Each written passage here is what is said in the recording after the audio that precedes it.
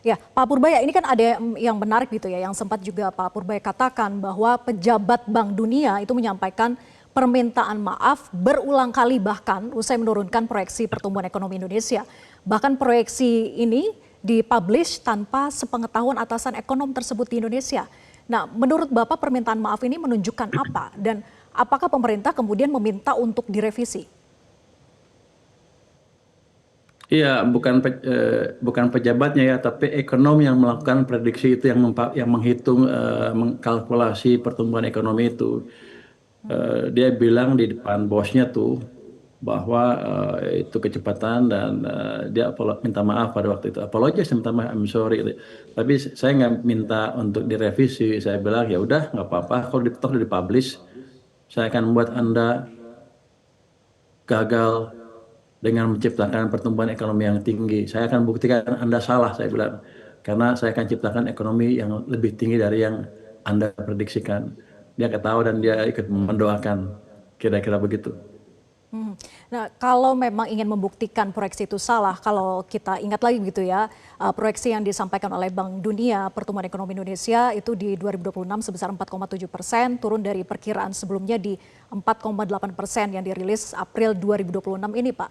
Nah, tapi kalau kita bandingkan proyeksi pertumbuhan kawasan Asia Timur dan juga Pasifik yang hanya 4,2%, artinya kita masih lebih unggul begitu. Nah, Bapak mengatakan akan membuktikan proyeksi Bank Dunia itu salah. Jadi berapa Pak target yang Bapak tetapkan pertumbuhan ekonomi Indonesia untuk membuktikan proyeksi itu salah?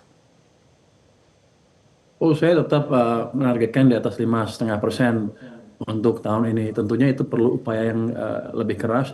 Tapi ya, saya yakin kalau kita menjaga permintaan dalam negeri dengan baik, ekonomi kita bisa akan tumbuh dengan lebih baik lagi.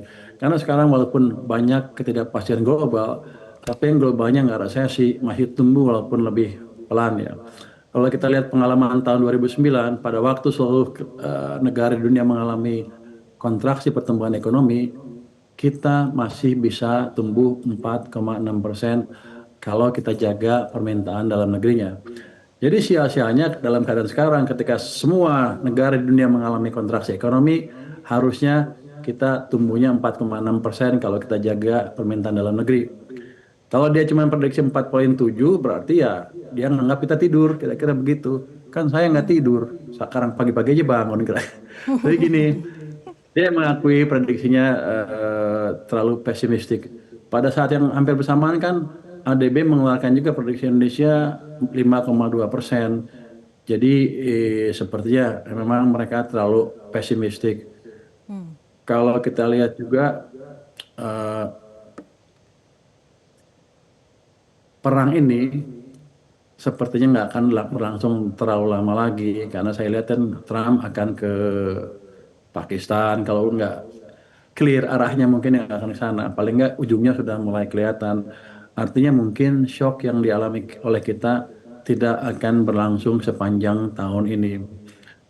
Balik ke APBN kita, artinya APBN kita yang saya asumsikan sudah $100 sampai akhir tahun rata-rata, mungkin nanti harga minyak akan di bawah itu. Jadi mungkin saya akan masih punya senjata tambahan untuk memberi dorongan ke perekonomian lebih lanjut lagi sesuai dengan program-program yang sudah dicanangkan oleh Bapak Presiden. Jadi mereka salah hitung di situ. Ya. Jelajahi cara baru mendapatkan informasi. Download Metro TV Extend sekarang.